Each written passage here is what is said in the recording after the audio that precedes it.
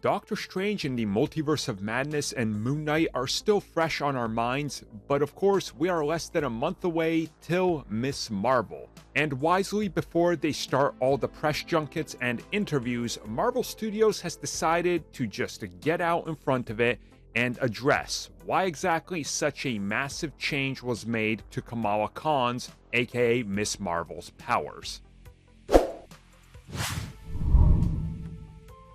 So I think most of you here know that I'm a big Ms. Marvel fan from the comics. Absolutely love the character, love reading her comics, the stories and everything.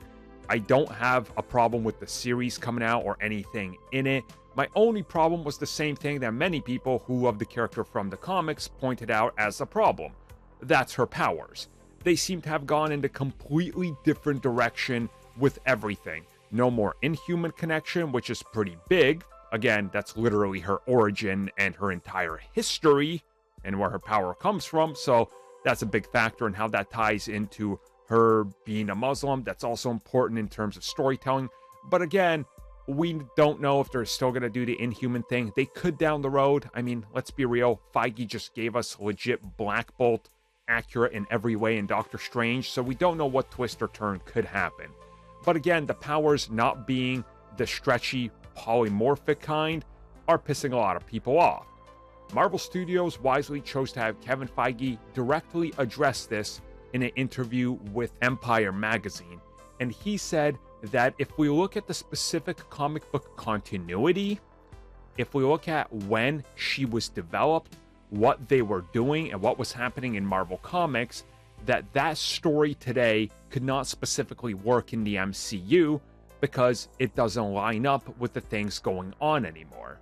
And that in terms of the comics, it made sense because at the time, the Inhumans were at the forefront. The Inhumans had plenty of issues. They were doing a whole Inhuman storyline, and she was born from the Terrigen Mist. In the MCU, they haven't done that yet. So you can't do that. And again, I know somebody's going to bring in the whole conversation in regards to Agents of S.H.I.E.L.D. and Inhumans, whether it's canon or not. I'm pretty sure that's all its own side little thing, you know, part of that multiverse, which we just got simply explained in the MCU, and that doesn't necessarily affect anything. So the Inhumans could still very well be a thing in the MCU, we just haven't seen them yet. Maybe they will be. Maybe the show will put an interesting twist at the end of it. Maybe it'll be in the Marvels or the Marvels 2 or something. You know, we don't know. We don't know how they're going to do this, but I do think that their explanation is a little weak. Personally, like, okay, fine, you don't have the Inhumans yet, but why couldn't the show start with a Terrigen bomb going off?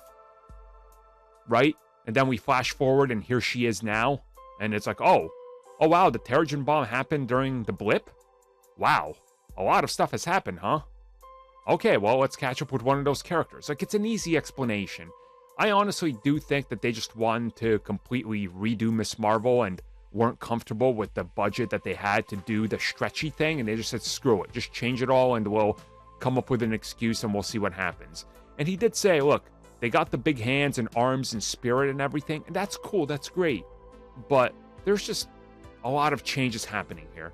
And again, I'm very optimistic this is going to be a good show. I'm excited to watch it, but I just really want to see what they're going to do with it and if they can deliver on this show being quality and at least capturing Kamala for who she is. If they can nail that, we can look over some of the powers. We've grown more accustomed to that recently, especially if we look at the likes of what they've done in Moon Knight and stuff, for example. You can accept some changes and they're for the better.